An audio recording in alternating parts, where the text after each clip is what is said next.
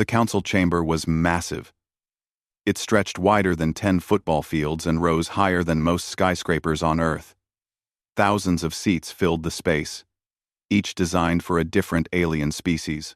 Some seats hung from the ceiling for flying creatures. Others sat in pools of liquid for water dwellers. The room smelled like metal and ozone and a dozen different alien scents that humans could never quite name. Day One stood at the speaker's platform.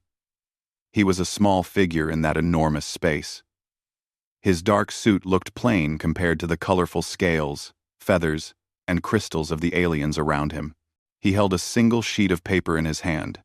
His face showed no emotion. "Members of the Galactic Council," Day One said.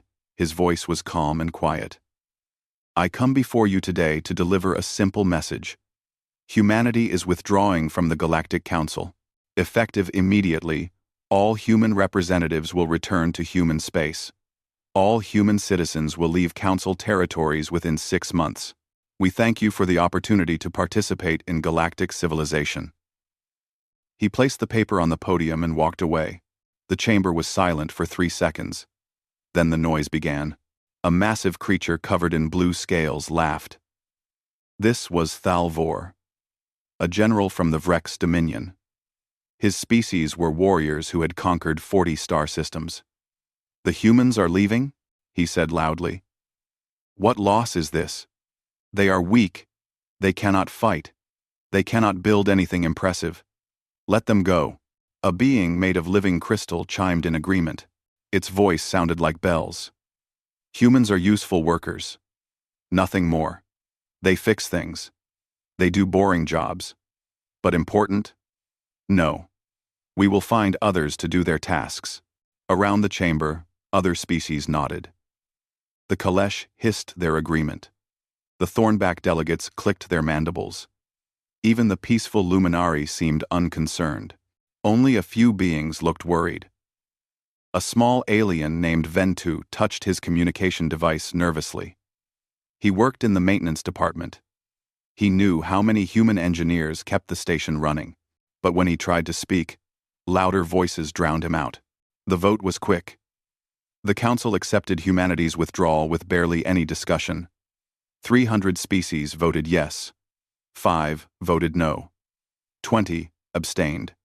It was done in less than an hour. Day One watched from the viewing gallery.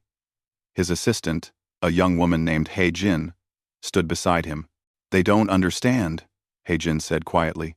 "No," Day One agreed. "They don't. But they will." Hei Jin looked at the tablet in her hands. It showed a list of names. Thousands of names. Every human engineer, doctor, teacher, trader, and worker in Council space. Next to each name was a number showing how many aliens depended on their work. The numbers were very large. "How long?" Hei Jin asked.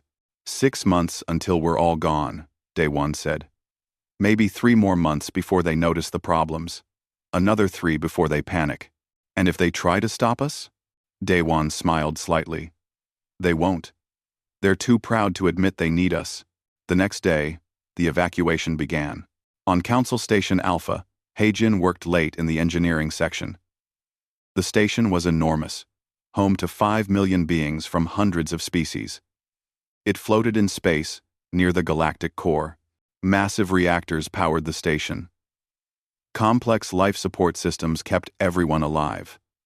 Thousands of computer systems managed everything from gravity to waste disposal. Hei Jin walked through the reactor room. Her team of 12 human engineers followed her. They carried tools and equipment. "Remember," she said, "we take only what belongs to us. Nothing that was paid for by the Council, but everything we designed ourselves."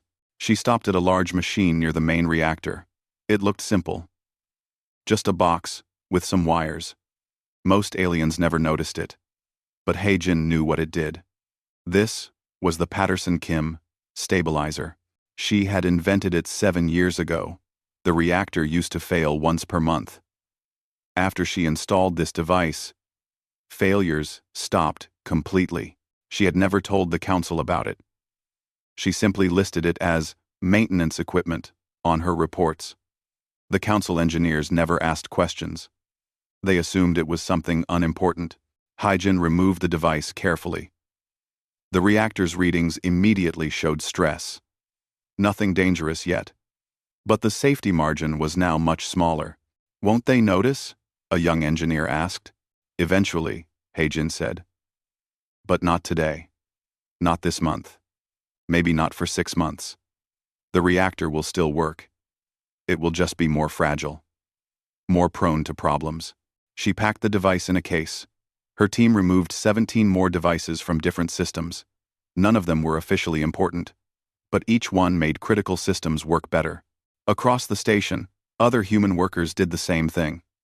Human doctors copied medical research to encrypted drives, then deleted the originals.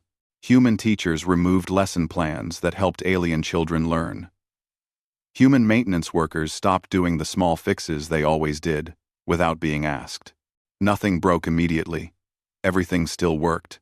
But the safety nets were disappearing. In the station's main hospital, Dr. Youngmi prepared to leave. She had worked here for 20 years. Her specialty was cross-species medicine. Most doctors only knew how to treat their own species. Youngmi had studied the biology of 40 different alien races. She could perform surgery on creatures with 3 hearts, or no hearts at all. She could cure diseases that jumped between species. Her assistant, a Kalesh named Sekrin, watched her pack. "You are taking the medical database?" Sekrin asked. His snake-like body coiled nervously. "My medical database," Youngmi corrected gently. "I built it over 20 years. Every night after work. Using my own research. The council database is still here. But your database has solutions for 78 diseases. The council database has solutions for 19. "Yes," Youngmi said. She continued packing. "People will die," Sekrin said. Youngmi stopped. She looked at the young alien. He was genuinely concerned. She liked him. "I offered to share my research many times," she said. "I asked for funding. I asked for help. I asked for recognition. Do you know what the medical director said?" Sekrin shook his head. "He said human medicine was primitive. He said my research was probably wrong. He said if it was important, a Kalesh doctor would have discovered it already." Youngmi closed her case. "I am done giving my life's work to people who think it is worthless." She left. Sekrin stayed in the empty office, staring at the blank computer screen. On the merchant station near the Velix Nebula, a human trader named Taeyang closed his business. His trading company was small by galactic standards. Only 20 employees. But his company did business with 80 different species. Most species would not trade with each other. The Vrex hated the Thornbacks. The Crystalline Collective refused to deal with carbon-based life forms. The Luminari thought the Kalesh were violent barbarians. Old wars and prejudices made direct trade impossible. But everyone traded with humans. Humans did not care about old grudges. They did not judge. They just wanted to make fair deals. Taeyang's company served as a middleman. The Vrex sold weapons to humans. Humans sold those weapons to the Thornbacks. Nobody knew. Nobody asked. Trade flowed. When Taeyang closed his business, the flow stopped. 3 months passed. The evacuation continued smoothly. Human families packed their belongings. Human workers finished their final shifts. Human ships left stations and planets across council space. Most aliens barely noticed. Then, on a quiet Tuesday morning, Council Station Alpha's main communication array went dark. It came back online 4 hours later. Engineers said it was a minor malfunction. Nothing to worry about. 3 days later, a hospital on the planet Velcor reported a disease outbreak. 20 aliens died before doctors could identify the illness. They called Dr. Youngmi for help. Her communication line was disconnected. A week after that, 2 trading partners nearly started a war over a failed deal. Nobody could find a neutral mediator. Small problems, minor issues, nothing serious. But Thalvor, the Vrex general, noticed. He stood in his office looking at reports. Communication failures increasing, medical emergencies without solutions. Trade disputes escalating. He pulled up a timeline. Every problem started after the humans left. Coincidence, he told himself. But he did not believe it. 6 months after the last human ship departed, the galactic net crashed. It happened at 3:47 Galactic Standard Time. One moment, 10,000 worlds could communicate instantly. The next moment, silence. The main hub was on Council Station Prime. Engineers rushed to the control room. They found systems failing in cascading waves. Error messages filled every screen. Each message pointed to another failure somewhere else in the network. Chief Engineer Calton stared at the displays. He was of Rex, covered in blue scales. He had designed communication systems for 30 years. He understood every component, but nothing made sense. Run diagnostics, he ordered. His team worked for 6 hours. They found the problem everywhere and nowhere. The hardware was fine. The software was fine. But the connections between them were breaking. It is like the body is healthy, but the nervous system is dying, one technician said. Calton pulled up the system architecture. He saw thousands of small programs connecting different parts of the network. Most were labeled compatibility patches or translation protocols. The documentation said they were simple fixes for minor issues. He tried to examine the patches. They were locked. He tried to access the source code. Access denied. He checked who created them. Every single patch was written by human programmers. "Get me a human engineer," Calton said. "Sir." "Then get me their files. Their documentation." Something. The technicians searched. They found employee records, work schedules, payroll data. But technical documentation was missing. The humans had deleted everything before leaving. Calton spent 3 days trying to fix the network. He failed. He contacted the brightest engineers from every species. They all failed. The galactic net stayed dark. Without the network, everything slowed down. Ships took weeks to receive new orders. Planets could not coordinate trade. Military fleets could not communicate across star systems. The Council had to send messages by physical courier, like primitive civilizations from thousands of years ago. But the communication failure was just the beginning. On the planet Torvax, people were dying. The disease was called red spiral. It started with fever. Then red marks spiraled across the skin. Then organ failure. It killed quickly. Red spiral had appeared 5 years ago. It jumped between species. A Kalesh could catch it from a thornback. A Vrex could catch it from a luminari. No one knew where it came from. But Dr. Youngmi had found a cure. She tested it on volunteers from 20 different species. It worked on all of them. She had saved thousands of lives. Now she was gone. The cure was gone with her. The Torvax hospital tried to recreate her work. They found her published papers. But the papers only showed the final cure. They did not show the 200 failed attempts before the successful one. They did not show which variations worked on which species. They did not show the detailed biological data that Youngmi had collected over years of careful research. The hospital's head doctor was named Relmis. She was crystalline. Her body made of living minerals. She stood in the research lab surrounded by equipment. "We have her formula," Relmis said. Her assistant showed her a comparison. Youngmi's original cure required 17 different compounds. The proportions had to be exact. One compound was listed as extract theta 9 from Velix root, processed at 47 degrees for 6 hours. Simple enough, except there were 47 types of Velix root. The process could be done in 20 different ways. Youngmi's notes did not specify which type or which process, because she assumed anyone reading her work would have the same background knowledge she had. They did not. Relmis tried different combinations. Some did nothing. Some made the disease worse. One killed 3 patients. "Send a message to the humans," Relmis said. They tried. But no one knew how to contact human space. The humans had changed all their communication codes before leaving. On Torvax, red spiral spread. The food crisis started quietly. A farming colony called New Harvest fed 17 planets. The colony grew food for 20 different species. Each species needed different nutrients. Some breathed oxygen. Some breathed methane. Some ate minerals. Some absorbed pure energy. Making crops that could be processed into food for everyone was incredibly complex. Humans had done it. A woman named Bora had spent 40 years developing crop variants. She created wheat that could be converted into nutrition paste for Kailash. She created algae that could be refined into energy crystals for Luminari.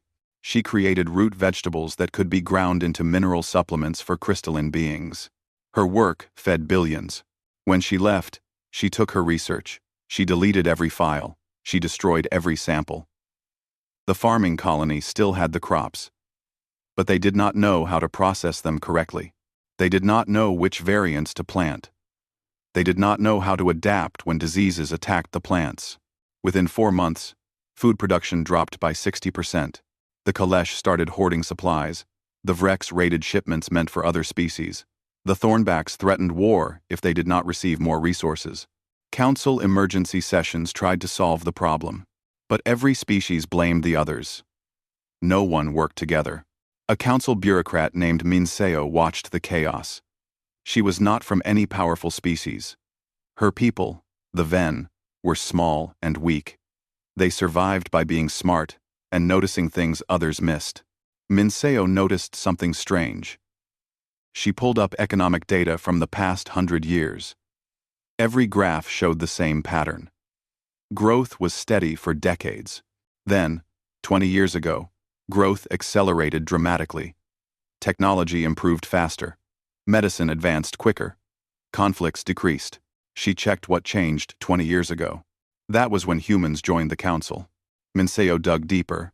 She found council records praising new innovations.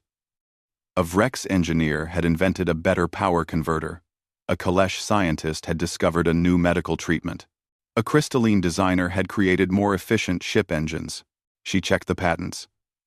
Each one listed an alien as the primary inventor. But in the small print, buried in the documentation, she found names of consultants and assistants. Human names. Always human names. She found a pattern. An alien would present a breakthrough invention. The paperwork would show they had hired a human consultant 2 years earlier. The consultant's contract always included a clause saying any ideas discussed during consultation belonged to the alien employer. The aliens had not been innovating. They had been stealing human ideas and claiming credit. Minseo compiled a report. She scheduled a meeting with the council leadership. Before the meeting, disaster struck. A Vrex battle fleet was fighting pirates near the Outer Rim, 20 warships against a small pirate group. It should have been easy. Then every ship's navigation system failed at the same time. The ships lost position tracking. They could not calculate jump coordinates. Some ships nearly collided with each other. One ship tried to jump blind. It never arrived at its destination. 300 Vrex warriors vanished, probably torn apart in jump space. The fleet admiral, a veteran named Kexral, barely prevented total catastrophe. He ordered all ships to return to base using manual controls. It took 3 weeks instead of 3 days. Kexral demanded answers. Military engineers examined the navigation systems. They found the same problem as the galactic net. Thousands of small patches and fixes created by humans. The patches made the systems work. Without them, the systems fell apart. Why did we not know about these patches? Kexral demanded. They were listed as routine maintenance, an engineer explained. Nobody thought they were important. Kexral reviewed the records. Human engineers had submitted requests for design changes. They said the navigation systems had fundamental flaws. The flaws were not critical, but they made systems unstable during edge cases. The Vrex designers had rejected every request. They said their designs were perfect. Human engineers were wrong. So the humans had created patches. Secret fixes that compensated for the flaws. The patches worked so well that nobody noticed the original problems anymore. Now the patches were gone. The original flaws were exposed. Mincio presented her findings to the council leadership. She stood in a small conference room. 12 leaders from the most powerful species sat around a table. They looked annoyed at being summoned. "I will be brief," Mincio said. She activated a holographic display. "This shows system failures over the past 6 months. The display lit up with red dots. Thousands of them. Communication failures. Medical crises. Navigation problems. Food shortages. Trade collapse. Infrastructure failures.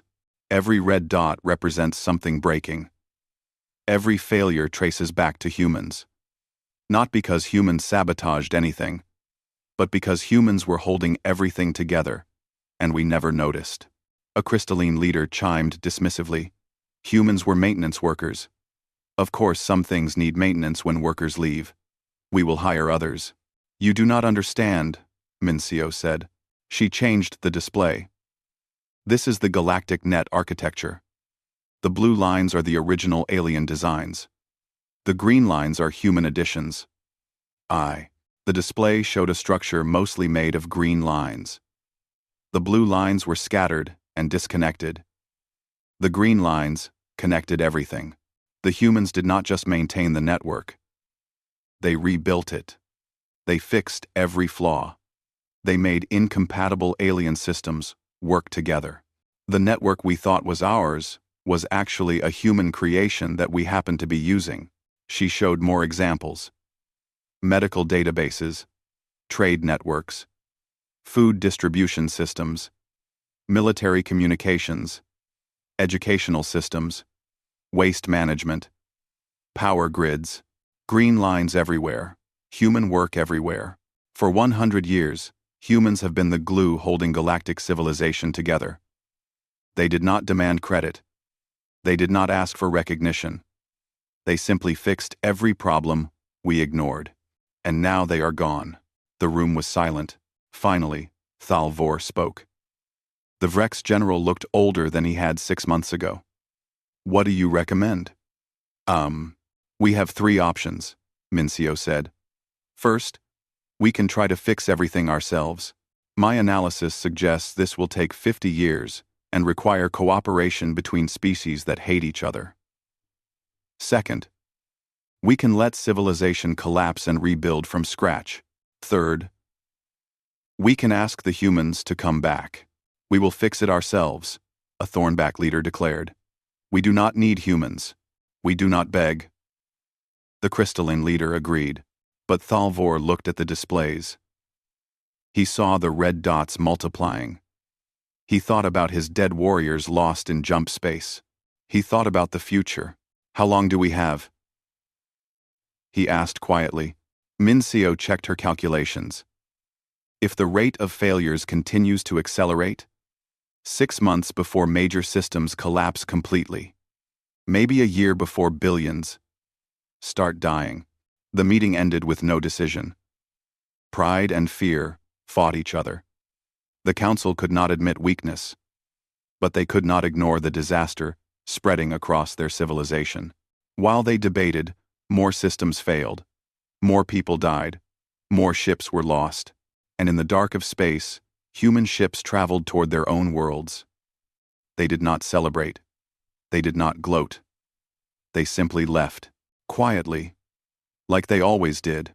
1 year after the humans left, the council called an emergency session. The chamber was half empty.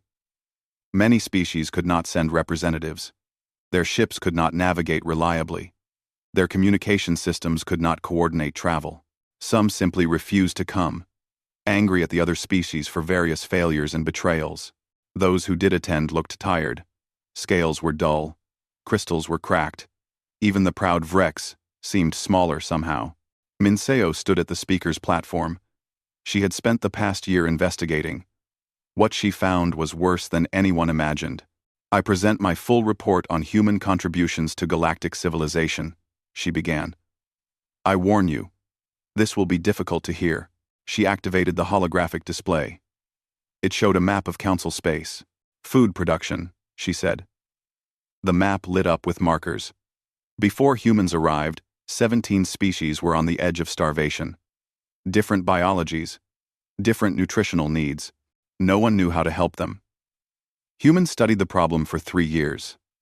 Then, they developed cross-species agriculture. Not just for those 17 species. For all species. Number Sen, she showed images of a human woman in a laboratory. The name tag read, Bo-Ra. This woman spent 40 years creating crop variants.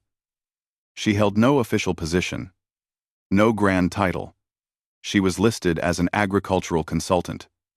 Low pay. No prestige. But her work fed 80 billion beings across 300 worlds. Minseo changed the image. It showed Bo-Ra's research laboratory. Empty now. All equipment removed. All data deleted. She asked the council for funding 47 times. Every request was denied. The Agriculture Committee said her work was not important enough. They said any competent alien could do the same thing. So she funded her own research, used her own money, worked for free in her spare time. The display showed current food production graphs. Every line pointed down. We are now at 60% of previous production. Dropping 5% each month. We estimate widespread famine will begin in 4 months. Murmurs filled the chamber. But Minseo continued. Medical care, she said. The display changed to show hospital data. Humans were the only species who seriously studied cross-species medicine. Most of our doctors barely understand their own biology. They certainly do not understand alien biology. Humans spent decades learning how diseases jump between species, how to treat Kalesh and Vrex and Thornback patients with the same knowledge base. She showed an image of Dr. Youngmi. This woman saved 40,000 lives during the red spiral outbreaks. She published papers. She offered to teach other doctors. The medical establishment said her methods were questionable. They said real doctors did not need human help. She continued working anyway. She saved lives. She asked for nothing. The display showed red spiral death counts. Before Youngmi left, deaths per year were in the hundreds. After she left, deaths climbed into the thousands. Then, tens of thousands. Red spiral is not the only disease. There are 12 major cross-species illnesses. Humans had treatments for all of them. Those treatments are gone now. Minseo took a breath. This next part was harder. Technology, she said. This is where it gets worse. She pulled up patent records. Thousands of them. Each showed an alien inventor who had created some breakthrough. I investigated every major innovation from the past 100 years. I checked employment records, financial records, communication logs. Every single breakthrough involved humans, not as primary inventors, as consultants, assistants, contract workers. She showed a detailed example. A Vrex engineer named Torval, who invented a revolutionary power converter 20 years ago. He became famous, won awards. His invention powered ships across the galaxy. I found Torval's employment records. 2 years before his breakthrough, he hired a human consultant named Hyun Woo. The contract paid Hyun Woo very little. It also included a clause transferring all intellectual property to Torval. Minseo showed communication records. Messages between Torval and Hyun Woo. In the messages, Hyun Woo explained detailed technical concepts, drew diagrams, solved problems.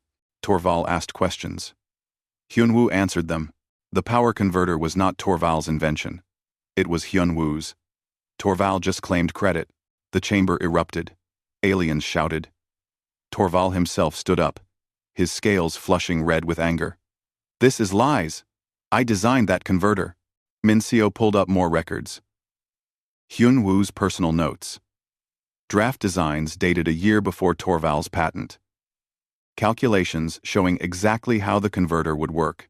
Torval sat down slowly. He said nothing. This pattern repeats 93 times. Minseo said. 93 major inventions. All claimed by aliens.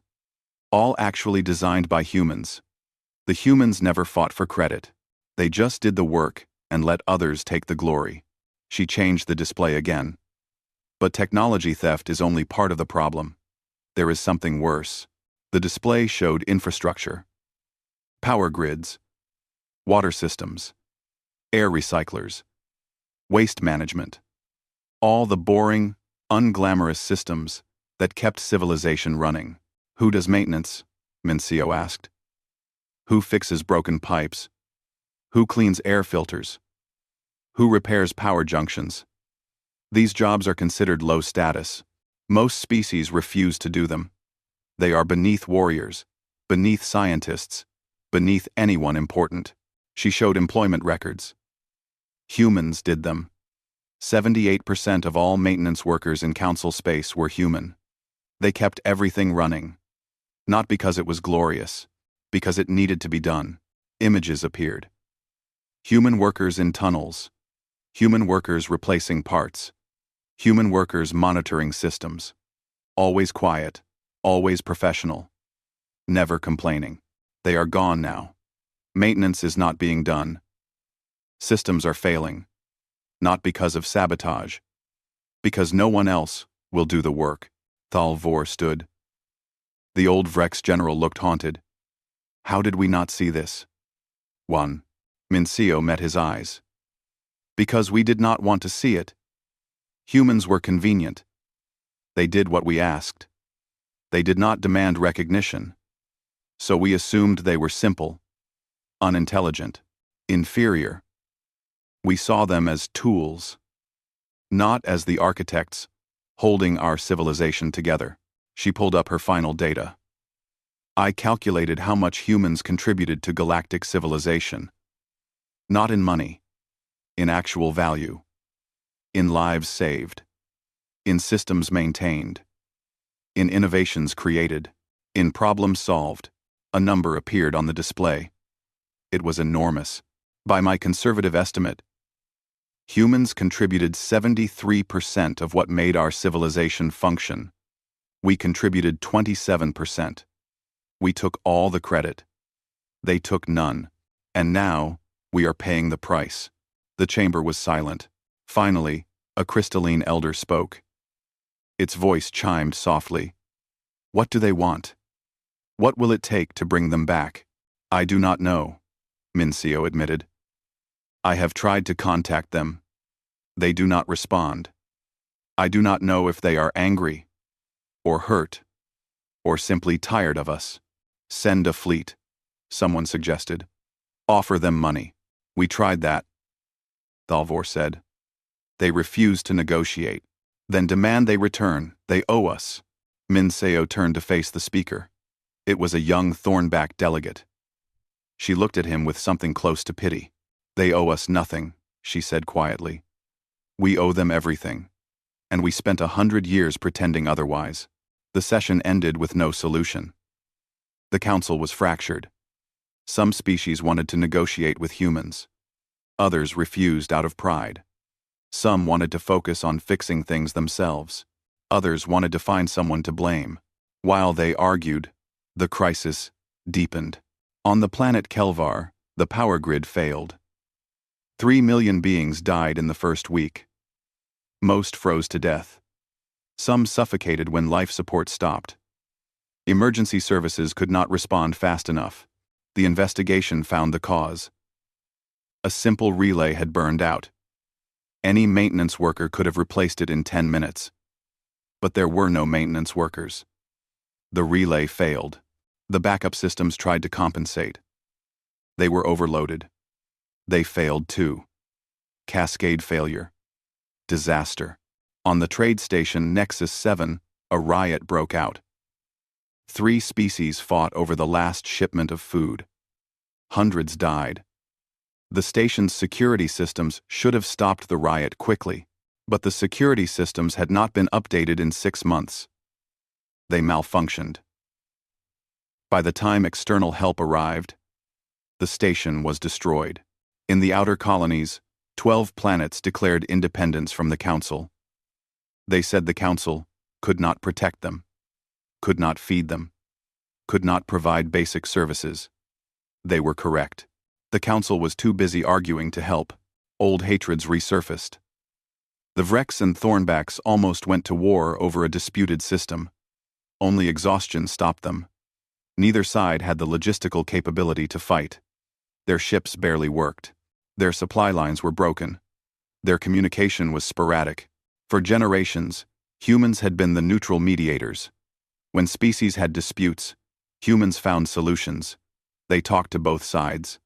They understood different perspectives. They cared about fairness more than advantage. Without humans, there was no mediation. Just anger and fear and pride. Mincio watched it all from her small office. She compiled reports. She sent messages to human space. No response. She sent more messages. Still, nothing.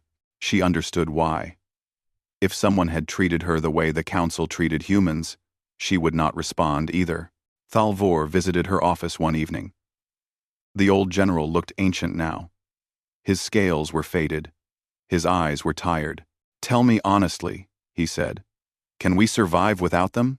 Minseo had prepared for this question. She had run the numbers 100 times. She wanted to find a hopeful answer. "No," she said. "We cannot."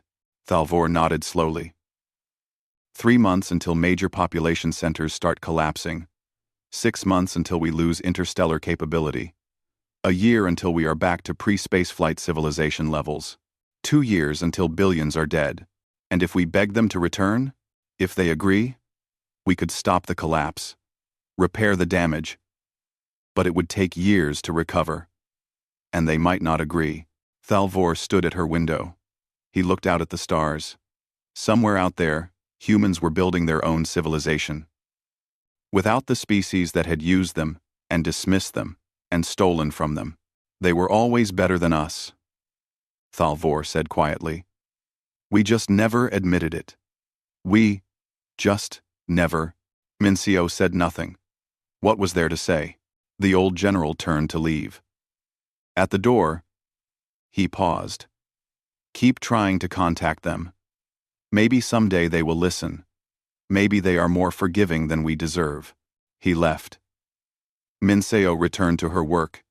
She drafted another message to human space. She tried to find words that could express a century of apology. She tried to find a way to say, "We were wrong." That might matter. She sent the message into the dark. It joined the dozens of other messages she had sent. All unanswered. Outside her window, a ship's engines failed. The ship drifted, powerless.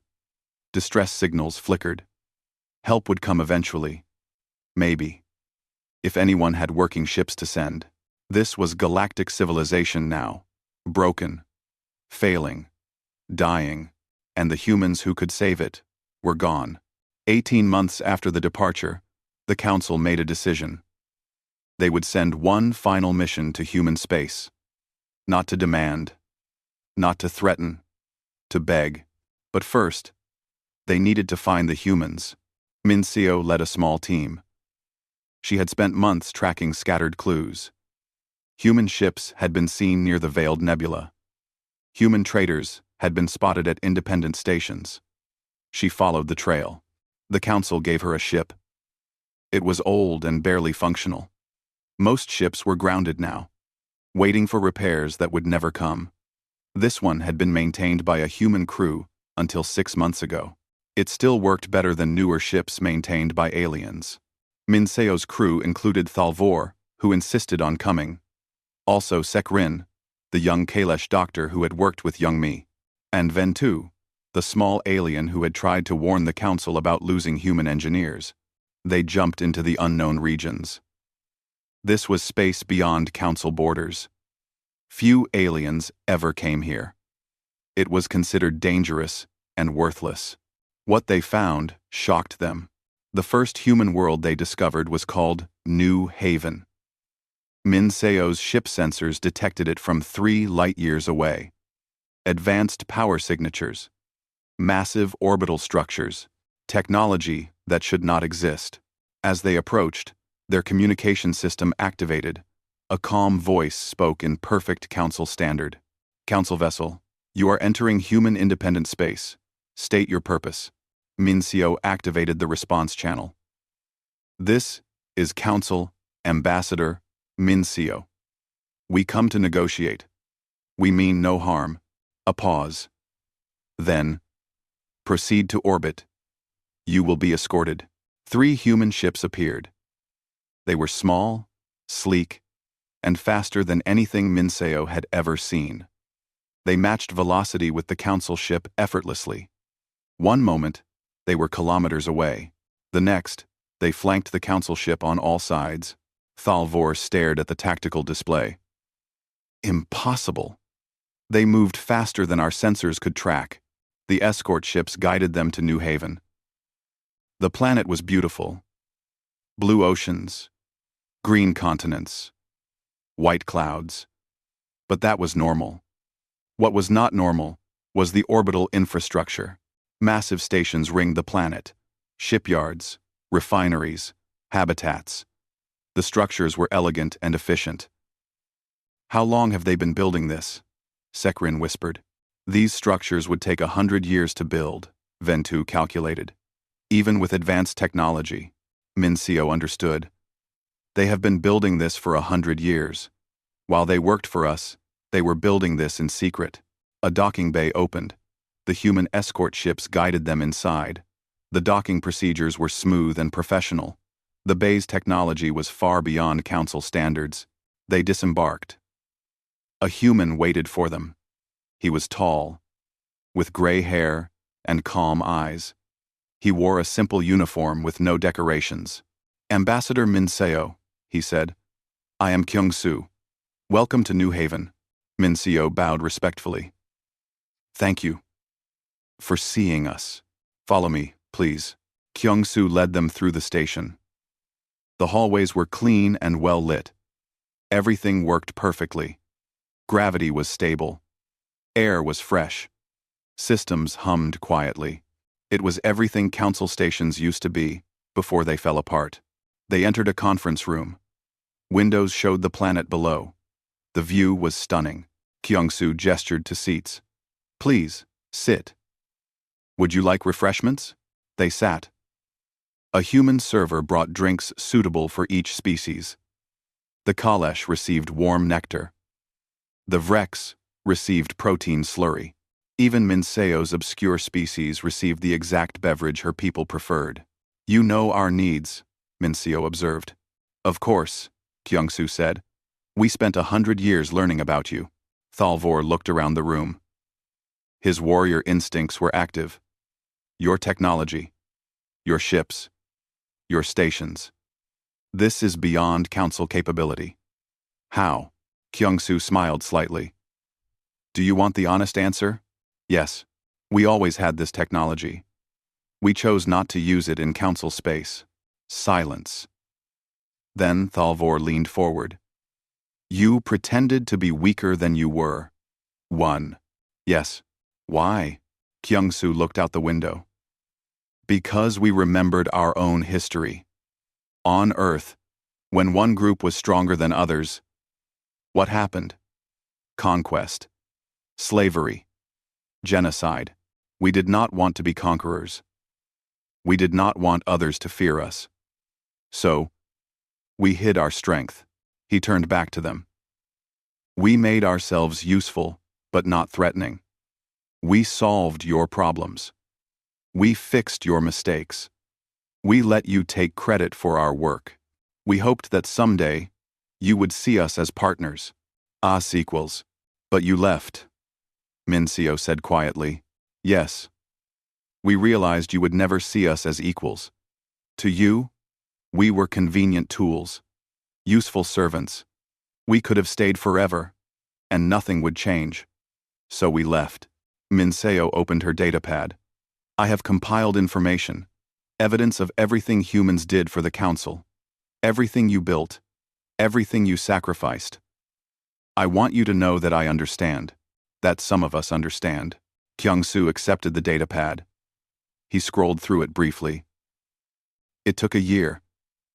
I had to dig through layers of lies and false credits and stolen work. But I found the truth. Number 3. Number 3. Number 3. And what do you want from us now? Minseo took a breath. This was the hard part. The council is collapsing. Systems are failing. People are dying. We need help. We need you. Kyung-soo set down the datapad. No. Please. I know we do not deserve it. I know we treated you terribly. But billions of innocent beings will die. They are dying because their leaders were arrogant and foolish. That is not our responsibility. Thalvor spoke. You are right. We were arrogant. We were fools. I was one of the worst. I laughed when you left. I said you were weak and useless. I was wrong. Kyung-soo looked at the old Vrex. I deserve whatever scorn you give me. But the people dying now, they did nothing wrong. Families, children, civilians, who never treated humans badly. They are suffering for our mistakes. And humans suffered for 100 years, Kyung-soo said. His voice remained calm. But there was steel underneath. Do you know how many humans died because alien doctors refused to treat them? Because they said human medicine was too primitive to bother learning? Sekrin flinched. He knew. Do you know how many human engineers died in accidents because safety systems were designed only for aliens? Because no one bothered to make them work for human biology too? Ventu looked down. He had seen those accidents. He had written reports. Nothing changed. Do you know how many human children were denied education because schools said teaching humans was not worth the effort? Minseo said nothing. She had found those records too, Kyung-soo continued. We suffered. We died. We asked for help.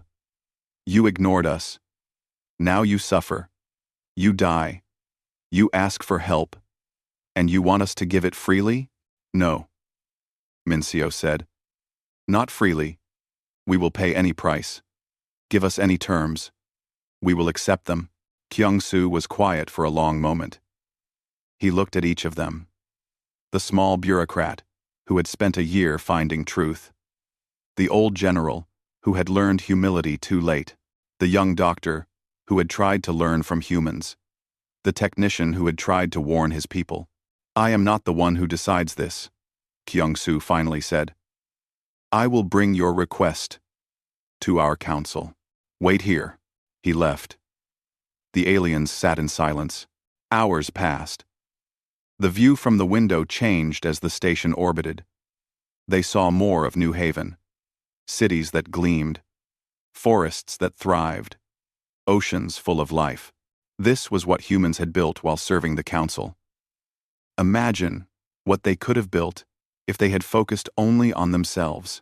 Kyung-soo returned with a woman. She was elderly, with white hair and kind eyes. But those eyes had seen much. This is Hae-jin, Kyung-soo said. She leads our engineering council. Hae-jin sat across from them. Minseo recognized her from records. This was the woman who had maintained Council Station Alpha. The woman who had quietly removed dozens of critical systems before leaving. Ambassador Minseo, Hae-jin said. You sent us many messages. We read them all. You did not respond. No. We were deciding if you were sincere. Or if you just wanted to use us. Again, Minseo met her eyes. I am sincere. I cannot speak for all of the council. Many are still proud, still arrogant. But some of us understand what we lost, what we threw away. Hae-jin nodded slowly. Our council has debated for 3 days. We are divided. Some say we should help. Others say the council deserves to fall. Others say we should wait longer, until you are more desperate. What do you say? Thalvor asked. I say we are not like you. We do not let innocent people die to make a point. We do not stand by while children starve because we are angry at their parents. Hae-jin pulled out a document. We will help, but not on your terms. She slid the document across the table. Minseo read it. Her eyes widened. The terms were harsh. Reparations for stolen intellectual property. Full recognition of human contributions. Equal representation in a reformed council. Guaranteed rights for all species, not just the powerful ones. Independent oversight of council decisions. War crime tribunals for specific incidents where humans had been killed through neglect. These terms will destroy the council as it exists, Minseo said. Yes, Heijin agreed. That is the point. The old council used us, betrayed us. Let us die. We will not help rebuild that. We will help build something new, something better. Or we will not help at all. Minseo looked at her companions. Thalvor nodded. Sekrin nodded. Ventu nodded. I accept, Minseo said. I cannot guarantee the full council will accept, but I will fight for these terms. We know, Heijin said. That is why we chose to negotiate with you, because you actually care about the truth. She stood. We will send aid ships immediately. Food, medicine, engineers. They will help with the most critical failures, but we will not restore the old systems. We will not rebuild the old council. That is dead. You must build something new, Kyungsoo added. And understand this. We are not returning. We are sending aid. But our people, our civilization, we stay independent. If you want our help in the future, you ask. You negotiate. You treat us as equals, or you get nothing.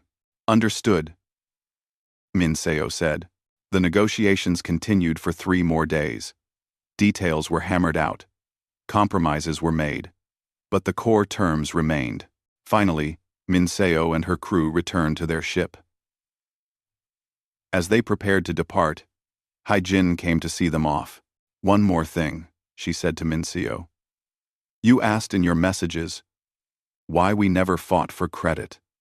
Why we let aliens steal our work. Yes, because credit does not matter. The work matters. Saving lives matters. Building things that help people matters. We did not need glory. We just needed to know we made a difference. Heijin smiled sadly. We made a difference. We saved billions. And you never even noticed. Minseo bowed deeply. We notice now. The council ship departed. Behind them, human aid ships prepared to launch. They would bring food to starving worlds, medicine to plague sites, engineers to failing stations. They would save the council. But they would not save it for free. The price was change. Real change. And the council would pay it or die. 3 years after the humans left, Minseo stood before the reformed council. The chamber looked different now. It was smaller. Half the species who had been members were gone. Some had refused to accept the human terms and isolated themselves. Others had collapsed completely, their civilizations falling back to primitive levels. Those who remained sat in a new arrangement. No species had a higher platform than others. No species had more votes. Everyone was equal. Or, no one got help. The change had been painful. The Vreks had resisted for months. The Crystalline Collective had refused to negotiate. The Thornbacks had threatened war. Then their people started dying in larger numbers. Then they had no choice. Minseo had been elected as the council's first speaker. Not because she was from a powerful species, because she had been willing to tell the truth, no matter how much it hurt. The human aid teams have restored critical systems on 70 planets, she reported. Food production is at 90% of original levels. Medical crises are under control. Communication networks are operational again. She paused. But the humans are not rebuilding the old systems. They are teaching us to build new ones. Better ones. Systems designed for cooperation instead of competition. A Kalesh representative raised his hood. How long until we are stable? The humans estimate 5 more years of intensive work. then another 10 years of oversight and training. We will not be fully independent for 15 years. Murmurs filled the chamber. 15 years felt like forever, but it was better than extinction. On Council Station, Alpha, Heijin supervised the reconstruction. She had brought a team of 50 human engineers. They worked alongside alien engineers, teaching them. The teaching was hard. Most aliens still believed their way was better. They resisted learning from humans. But as systems started working again, attitudes slowly changed. A young Vrex engineer named Tekmil worked with a human named Sang Wu. At first, Tekmil had been angry. He was Vrex. Warriors. Conquerors. He should not need to learn from a human. But Sang Wu was patient. He did not lecture. He showed. He let Tekmil try, and fail, and learn. Why did you design it this way? Tekmil asked, looking at a power distribution system. Look at the energy flow, Sang Wu said. The old design pushed power through central nodes. Efficient, but fragile. If one node fails, everything fails. This design distributes power through multiple pathways. Less efficient, but much more stable. That is wasteful, is it? The old system failed every month. This system has not failed once in 3 years, which is actually more wasteful. Tekmil thought about it. The one that fails. Exactly. Good engineering is not about perfection. It is about reliability. Extents. Over months, Tekmil learned. Not just engineering, but a different way of thinking. The Vrex way was to build strong and fast. The human way was to build smart and stable. Both had value. Together, they were better than either alone. On the planet Torvax, Dr. Young Mi had returned. Not permanently. Just for 2 years. To train local doctors. She brought her research. All of it. The cures for red spiral and 12 other diseases. The detailed notes showing how she had developed each treatment. The biological data from 40 species. I am giving you everything, she told a classroom of alien doctors. But you must promise me something. Classroom. Promise me. What? Asked Relmus, the crystalline doctor who had tried to recreate Youngmi's work. You must share it. With everyone. No species hoarding cures. No patents. No secrets. Medicine should not belong to one species. It should belong to all who need it. The doctors agreed. The Treaty of Medical Commons was signed. All medical knowledge would be shared freely. It was a revolution. For the first time, doctors from different species worked together instead of competing. They shared discoveries. They taught each other. They saved lives that would have been lost to pride and secrecy. Youngmi stayed for her 2 years. She taught everything she knew. Then she returned to human space. Satisfied. Her students continued her work, and they never forgot who taught them. On New Harvest Colony, Bo-Ra also returned temporarily. She brought seeds. Hundreds of crop variants she had developed. I am old, she told the colony's farmers. I do not have many years left, so I will teach you everything now, while I can. The farmers listened. They learned about crop rotation, about genetic adaptation, about working with alien biologies instead of against them.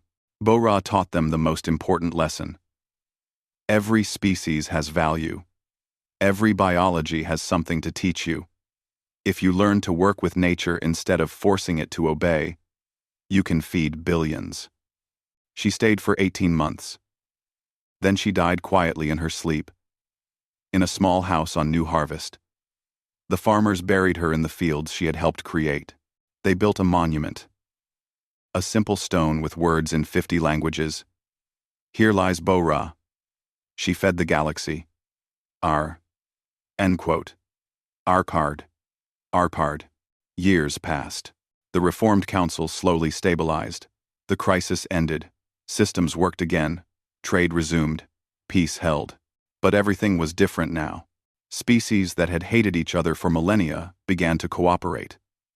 Not because they suddenly liked each other, because humans had taught them that cooperation worked better than conflict. The Vreks and Thornbacks created a joint military academy. They learned from each other. Vreks, strength, and Thornback strategy combined. The Kalesh and crystalline species opened a shared university. They studied each other's sciences, carbon biology and mineral biology, learning together. Small species like the Ven gained voices in the council. Their ideas mattered now, not because they were strong, but because they were smart. Humans had changed the galaxy simply by leaving it, by showing what happened without them, by making everyone realize how much they had taken for granted. And when humans returned to help, they returned as teachers, not as servants, not as tools, as partners who demanded respect. 25 years after the departure, Minseo retired. She had served as council speaker for 2 decades. She had guided the Reformed Council through its hardest years. On her last day, she visited New Haven. Kyung-soo met her at the spaceport. He was older now, hair completely white, but his eyes were still sharp. "Ambassador Minseo," he greeted her. "You look tired." "I am tired," she admitted. 20 years of holding the council together, of making proud species admit they were wrong, of forcing cooperation between enemies. "I am ready to rest." They walked through New Haven's capital city. It was beautiful. Humans had built a civilization that welcomed everyone. Alien visitors walked the streets freely. Mixed crews worked on ships. Children of different species played together in parks. "This is what we hoped the council would become," Kyung-soo said.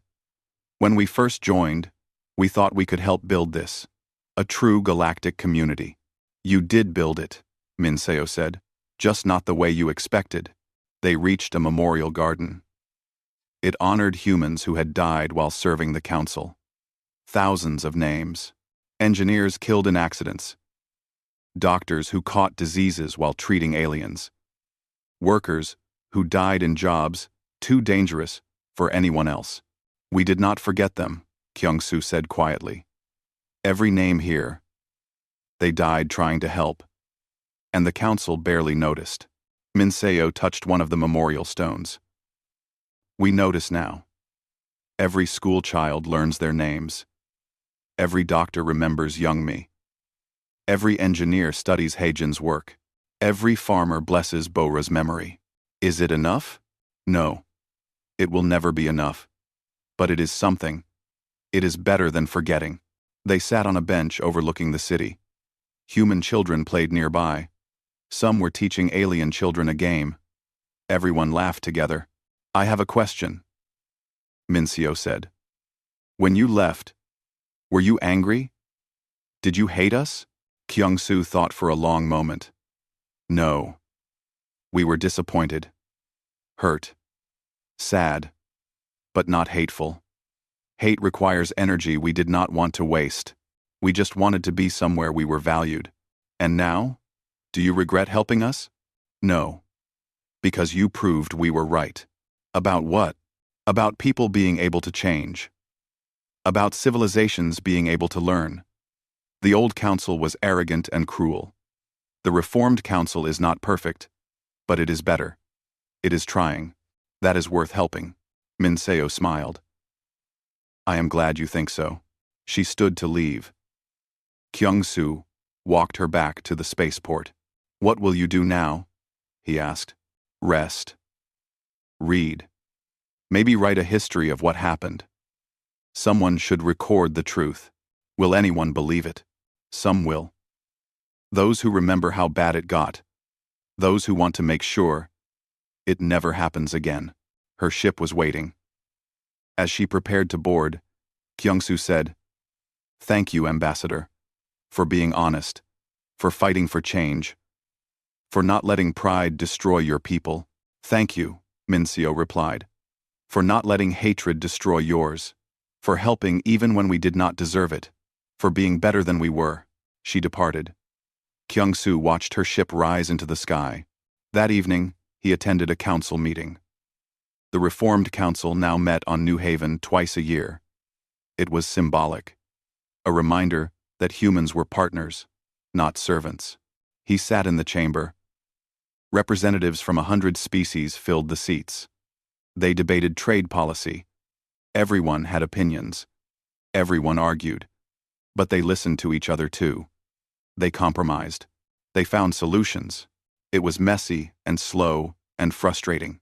It was democracy. After the meeting, Kyung-soo walked home. He passed a school where a human teacher named Soo-jin taught a mixed class. Through the window, he saw her showing alien children how to solve a math problem. The children struggled. She helped them patiently. He remembered when humans first joined the council. How excited they had been. How hopeful. They had wanted to share knowledge, to help, to be part of something bigger. The council had crushed that hope, slowly, thoughtlessly, by taking everything and giving nothing. So humans had left, quietly. And in leaving, they had taught the galaxy its most important lesson. Nothing lasts forever. Not power, not dominance, not civilizations built on exploitation. Respect lasts, partnership lasts, working together as equals lasts. The galaxy had learned that lesson the hard way. But it had learned. Kyung-soo reached his home. His wife, Ji-won, was cooking dinner. She had been a teacher in council space before the departure. She had spent years trying to help alien children learn. Most schools had not wanted her help. How was the meeting? She asked. Long, but productive. They are getting better at listening. Good. She smiled. Maybe in another 25 years, they will be ready to truly work together. Maybe. We will see.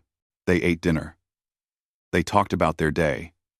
They did not talk about the past, the disappointments, the pain, the 100 years of being underestimated and exploited. That was behind them now. Humans had strolled away quietly. They had let the galaxy fall. They had let the proud species learn humility through suffering, and when asked to help, they had agreed. But on their terms, as equals. The galaxy had paid a terrible cost for its arrogance. Billions dead. Civilizations collapsed. Pride shattered. But from that cost came something new. Something better. A galaxy that valued all species, that respected all contributions, that understood strength was not just about weapons and ships, but about cooperation and compassion. Humans had not conquered the galaxy. They had simply showed it a better way. And that, in the end, was the greatest victory of all. The night sky over New Haven filled with stars. Ships traveled between them, carrying cargo, and people, and ideas. Human ships, alien ships, mixed crews. The galaxy was healing, slowly, but surely. And somewhere in that vast darkness, a human child looked up at the stars and asked her father, "Will we ever go back to the old council worlds?" Her father thought about it. "Someday, when you are grown, you will work with aliens. Learn from them. Teach them. Build things together. Will they be nice to us? I hope so. We helped them learn to be better. But you will have to decide for yourself. Every generation makes its own choices." The child nodded. She looked at the stars for a long moment. Then she went inside to do her homework. Life continued. The galaxy turned. And humans, as always, worked quietly to make things better. Not for glory. Not for recognition. Just because it needed to be done.